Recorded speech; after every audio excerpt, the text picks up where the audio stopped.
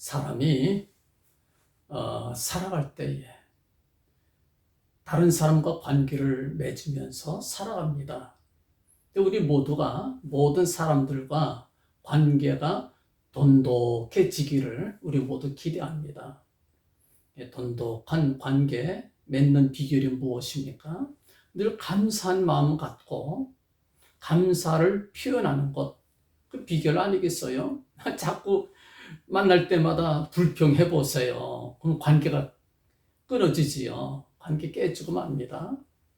늘 불평 많이 하는 사람 외로워요. 자꾸 불평하니까 관계가 끊어지고 맙니다. 그러나 감사 많이 하면 참 좋아요. 여러 가지로 좋아요. 그런데 저희들이 감사할 때에 감사하다 보면 어느 때는 감격하게 되는 수가 있어요. 감격은 감사보다 더 깊이 있게 느끼는 것을 말합니다.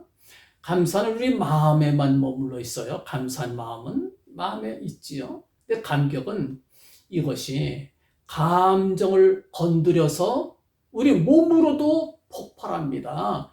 웃음이 터지게 되고 또는 눈물이 쏟아지게 되고 기뻐하게 되고 사람이 흥분하게 되는 거지요. 그 감격한다. 눈물 쏟는 것이 감격이에요. 주체하지 못할 만큼 행복감을 느끼는 것.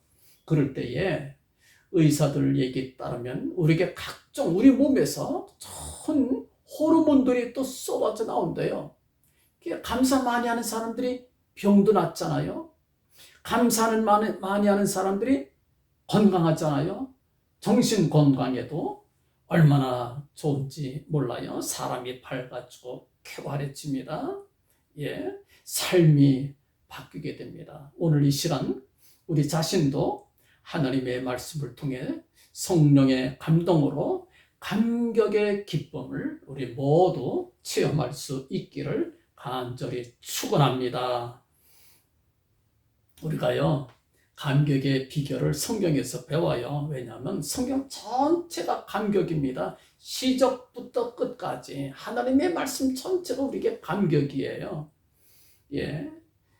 그래서 우리가 감격의 비결을 성경에서 배우게 됩니다. 우리가 예측 가능한 은혜를 입을 땐 고마움을 느낍니다. 감사하게 되지요.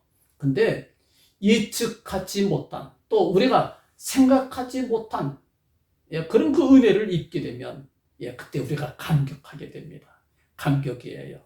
우리 마음뿐만 아니라 감정까지 폭발을 해서 우리가 감사하게 되는 거지. 그게 감격입니다. 엄마와 다투고 집을 나간 딸이 있었어요.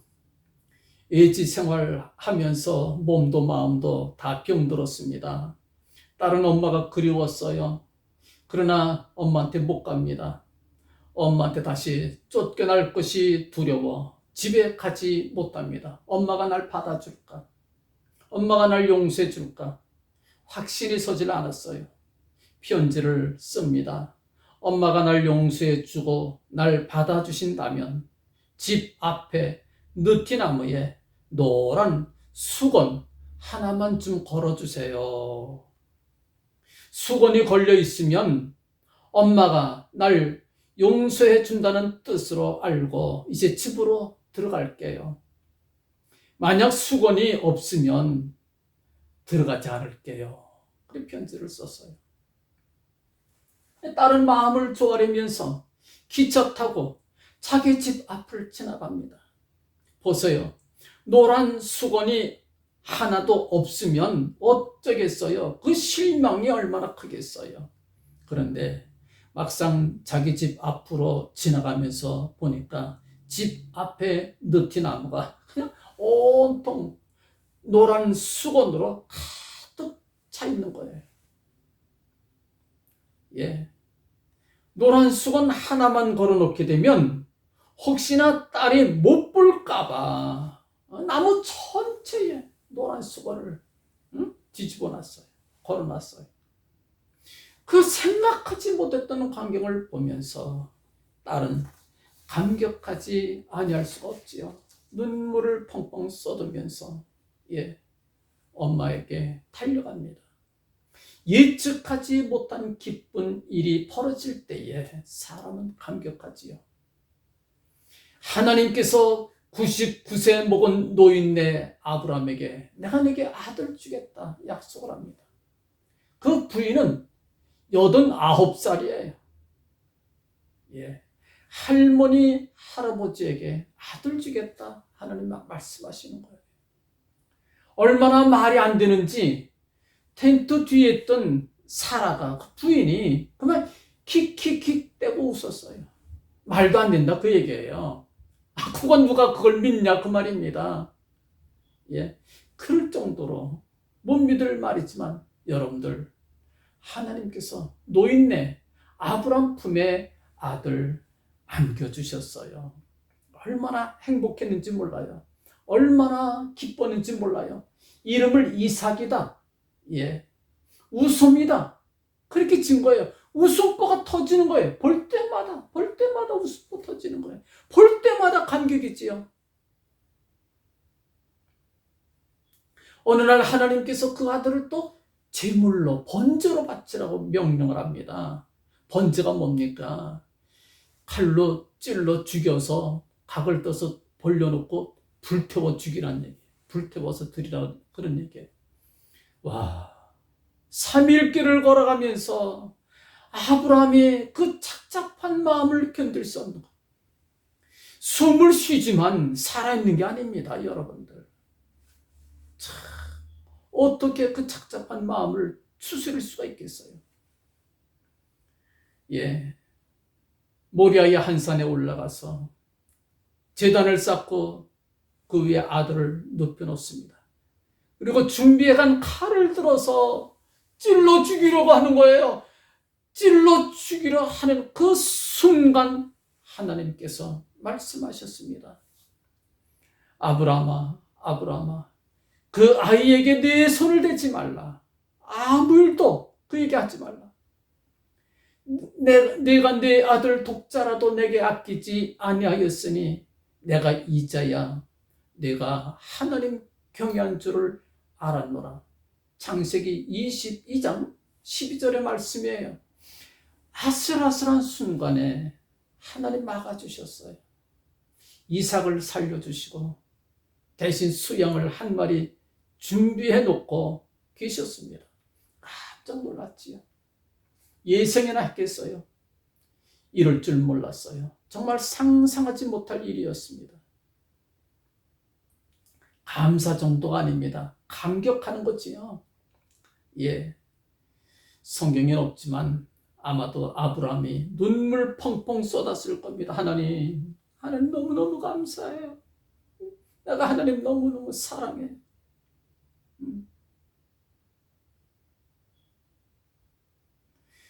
정말 사랑해요.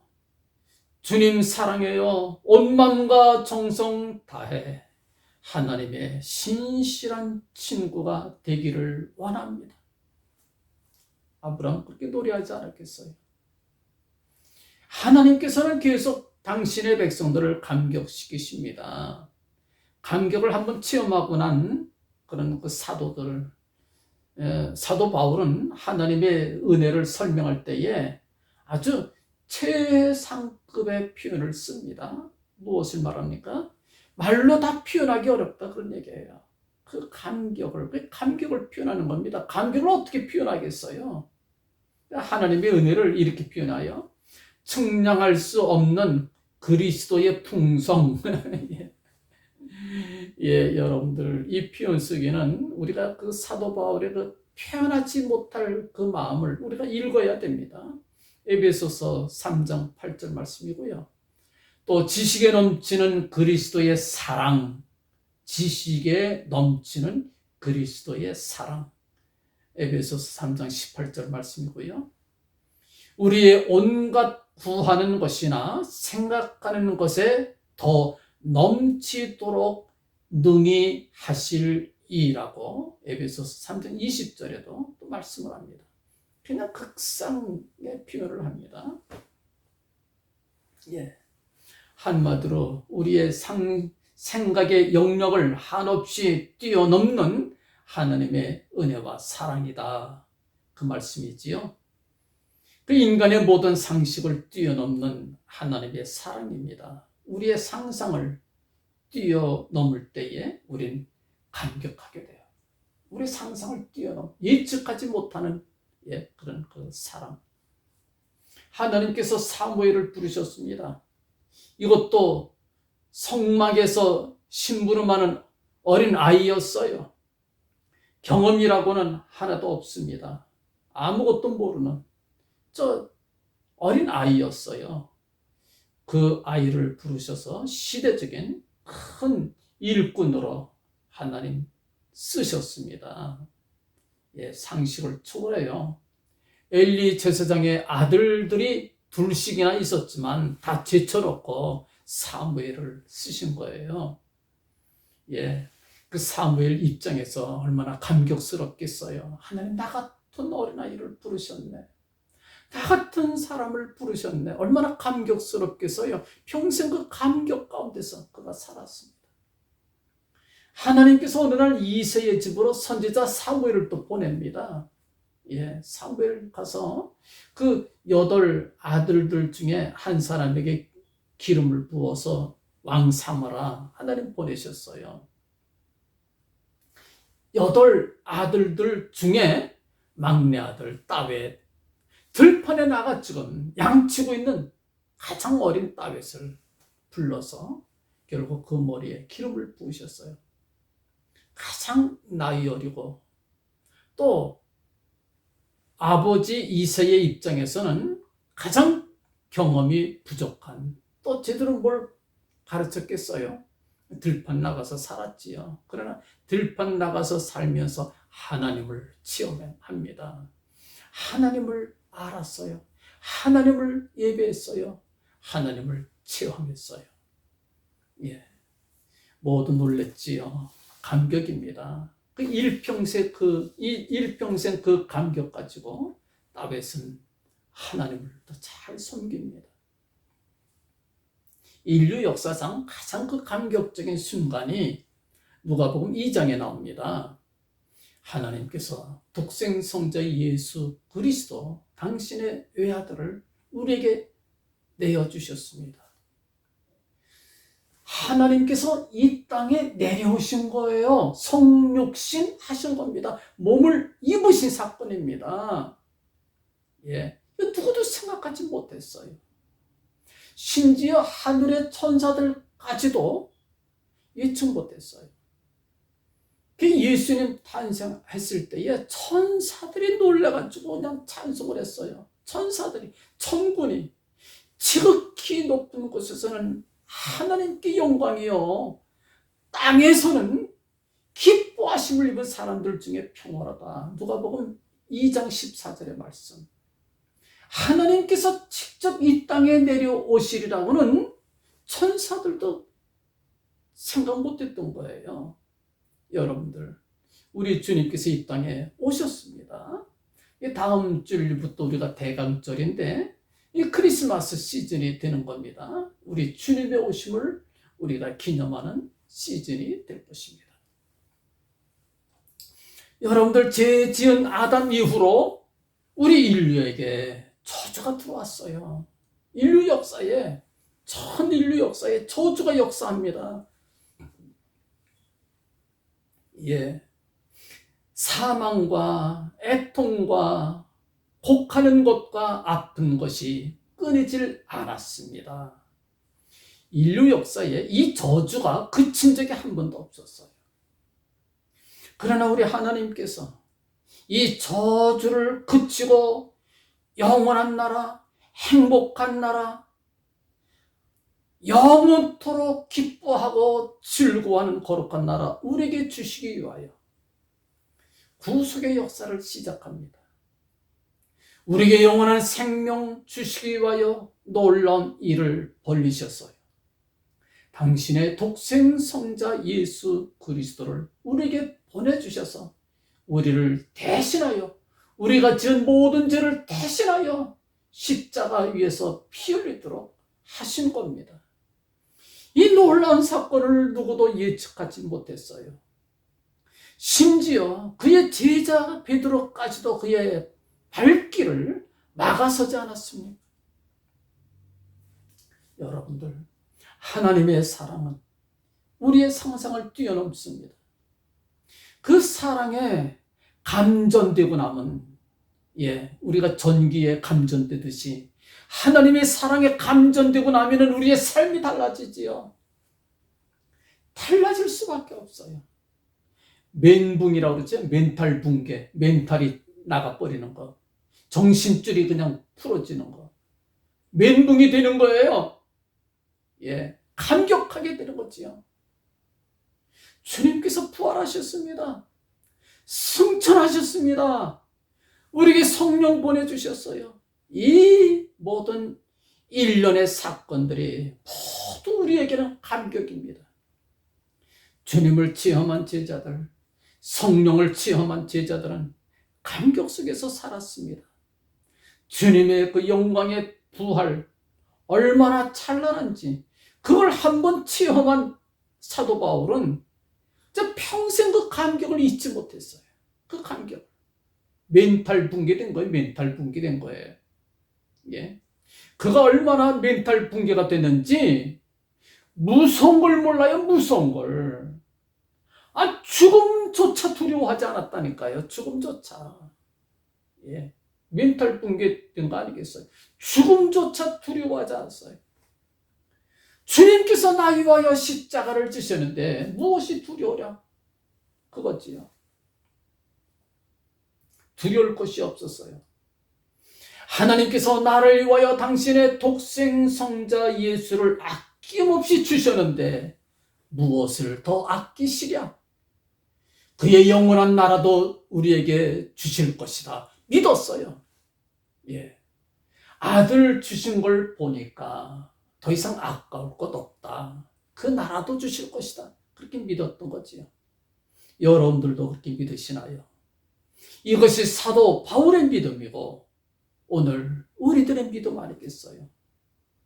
주님께 붙잡힌 사람들, 그 사랑과 그 은혜에 감격 당한 사람들은, 감전 당한 사람들은 여러분들 그를 위하여 주저하지 않고 자신의 삶을 들여서 헌신하게 됩니다. 이것이 제자들의 삶이었어요. 우리를 감격시키신 주님께서 우리에게 또 다른 사람들을 감격시킬 수 있는 그런 말씀을 주셨습니다. 여러분들 일부러 다른 사람을 감격시키려고 쇼하지 마세요. 그건 오히려 역겨워요. 그렇게 하는 거는 역겨워요. 쇼하지 마세요. 역겨워요. 우리 주님께서 우리를 위하여 하셨던 방식 그대로 우리 실천하면 되는 거예요. 주님께서 이렇게 말씀하셨습니다.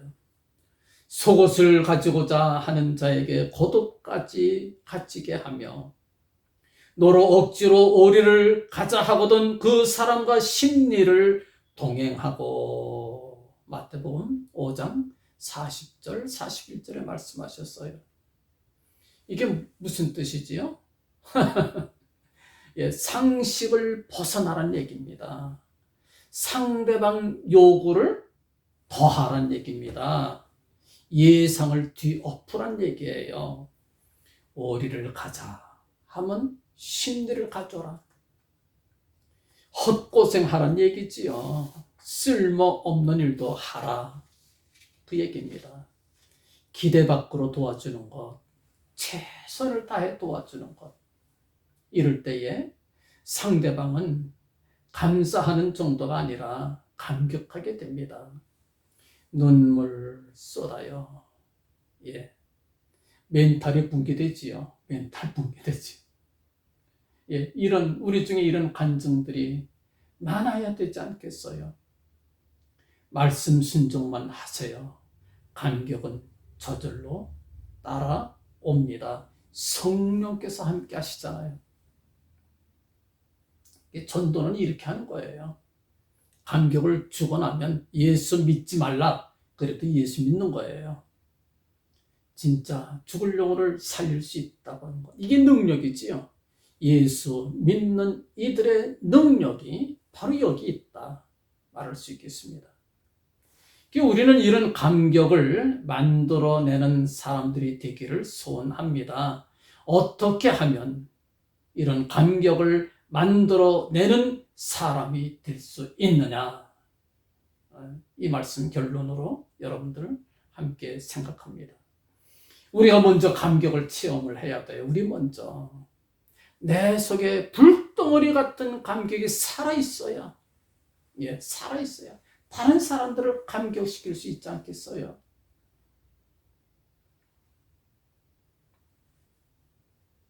감격을 체험하는 비결은 다른 데 있지 않습니다. 성령 충만함을 받는 거지요. 성령께서 우리 도와주실 때에 감격할 수 있어요. 성령께서는 지금도 우리를 돕기 위하여 지금 이 시간, 이 순간에도 우리 곁에 계시는 거예요. 믿으시나요? 성령께 기도합니다. 성령이시여, 내가 무엇하기를 원하십니까? 내가 무엇하기를 원하십니까? 여러분들 따라서 기도해 보시기 바랍니다. 성령이시여, 내가 무엇하기를 원하십니까? 성령께서 이 시간 우리에게 이렇게 말씀합니다. 그러므로 형제들아, 내가 하나님의 모든 자비하심으로 너희를 권하노니 너희 몸을 하나님이 기뻐하시는 거룩한 산제사로 드리라. 이는 너희의 드릴 영적 예배니라. 로마서 12장 1절에 말씀을 합니다. 너희 몸을 하나님이 기뻐하시는 거룩한 산제사로 드리라. 산제사, 아주 비논리적인 말입니다. 산제사. 그게 무슨 말입니까? 살아있는 채로 죽어라. 살아있는 채로 죽어라. 말이 되나요? 이율배반적인 표현이 아니겠어요? 살아있는 채로 죽어라. 제물은 뭡니까? 제물은 짐승을 죽여서 바치는 게 제물이에요. 죽여서 바치는 것이 제물입니다. 근데 살아있는 제물 되라. 산제사 드려라. 산채로 죽어라. 말이 되나요? 깊은 뜻이 있지요. 우리 몸은 살아있지만 우리 안에 모든 욕심과 야망과 나의 자랑과 이 모든 걸 다 죽이란 얘기입니다. 십자가의 못을 박아 죽여라. 그럴 때에 재물을 불태우는 불길이 하늘에서 떨어지는 거예요. 재물을 올려놨을 때에 하늘에서 불이 떨어졌습니다. 재물을 태우기 위해서. 우리도 우리 속에 있는 욕심과 야망과 자랑과 이 모든 것을 내가 죽일 때에, 재물될 때에 성령의 불이 떨어집니다. 성령의 불이 떨어집니다. 그 불을 한번 체험하고 나면, 한번 감격을 체험하고 나면 우리가 얼마나 큰 힘을 얻게 되는지 몰라요. 사람이 바뀝니다. 그 다음부터는 죽는 것이 쉬워요. 그래서 사도 바울은 이렇게 말합니다. 나는 날마다 죽노라. 매일 죽었다. 그 말이지요. 무슨 뜻입니까? 주님 십자가 위에 내 자신을 한 번 못 박아 죽인 사람들은 이미 죽은 거예요. 내가 사는 것은 내가 아니라 내 안에 계신 예수께서 살아계시는 거예요. 못할 일이 없어요. 그때에 비로소 우리는 오리를 가져갈 때에 심리를 갈 수 있는 능력의 사람 되는 겁니다. 겉옷을 달랄 때에 속옷까지 벗어줄 수 있는 능력의 사람이 되는 거예요. 그 다음부터 쉬워요. 한 번 죽고 나면 다시 나를 죽이는 것이 쉬워요. 사도 바울은 이렇게 말합니다. 나의 간절한 기대와 소망을 따라 아무 일에든지 부끄럽지 아니하고 오직 전과 같이 이제도 온전히 담대하여 살든지 죽든지 내 몸에서 그리스도가 존귀히 되게 하려 하나니 이는 내가 사는 것이 그리스도니 죽는 것도 유익함이니라. 빌립보서 1장 20절과 21절의 말씀을 합니다. 이렇게 한번 죽고 나면 다른 사람들을 감격시킬 수 있어요. 자녀들도 감격시킬 수 있어요. 부인도 남편도 감격시킬 수 있어요. 내가 당신 위해서 죽겠다는데 무엇을 못하겠어요? 나는 당신을 위해 생명 바칠 거예요. 목숨 걸고 당신을 내가 섬길 거예요. 왜 못해요? 할 수 있지요. 감격의 사람으로 살아가는 여러분들 모두 되시기를 주님의 이름으로 간절히 축원합니다. 아멘.